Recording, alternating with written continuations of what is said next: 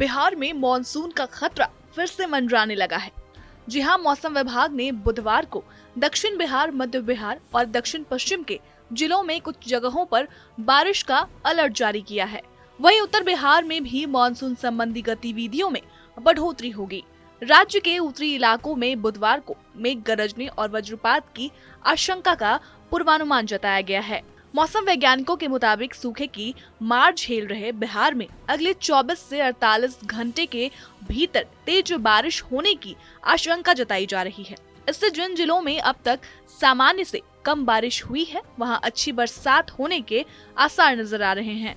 बिहार के 35 जिले ऐसे हैं जहां बारिश की कमी की वजह से धान समेत खरीफ की खेती प्रभावित हुई है। नदी नहरों में पर्याप्त पानी नहीं होने से सिंचाई भी ठीक से नहीं हो पा रही।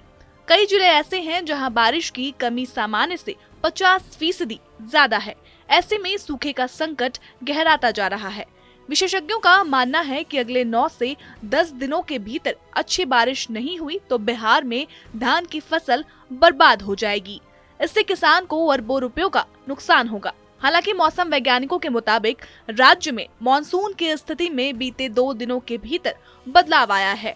इससे बारिश संबंधी गतिविधियों में बढ़ोतरी हो रही है।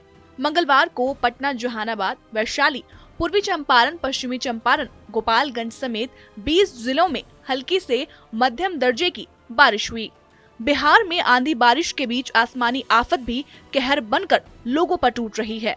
राज्य में बीते 24 घंटे के भीतर वज्रपात से 20 लोगों की मौत हो गई। सबसे ज्यादा कैमूर जिले में 7 लोगों की जान गई। पटना और भोजपुर जिले में भी मंगलवार को 4 लोगों ने ठनका की चपेट में आने के बाद दम तोड़ दिया। इसके अलावा जहानाबाद, रोहतास, औरंगाबाद, सिवान और अरवल जिले में एक शख्स की मौत हुई।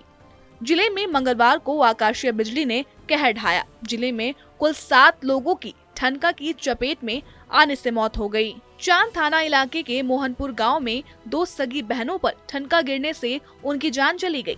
एक की उम्र 17 साल बताई जा रही है और एक की महज 8 साल। गोई गांव में भी धान की रोपनी कर रही 20 महिलाओं पर आकाशीय बिजली गिर गई। इससे एक महिला की मौत हो गई और अन्य घायल हो गई।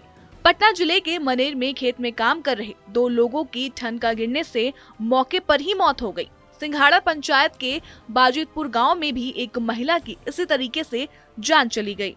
विक्रम के रानी तालाब थाना इलाके में स्थित डोरापुर गांव में खेत में काम कर रहे एक शख्स की वज्रपात की चपेट में आने के बाद मौत हो गई।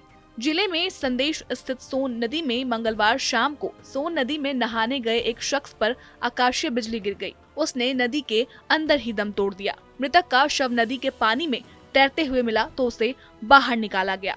मुख्यमंत्री नीतीश कुमार ने वज्रपात की वजह से जान गंवाने वाले सभी लोगों के परिवार के प्रति गहरी संवेदना जताई है। उन्होंने मृतकों के परिजन को जल्द सहायता राशि जारी करने का निर्देश दिया।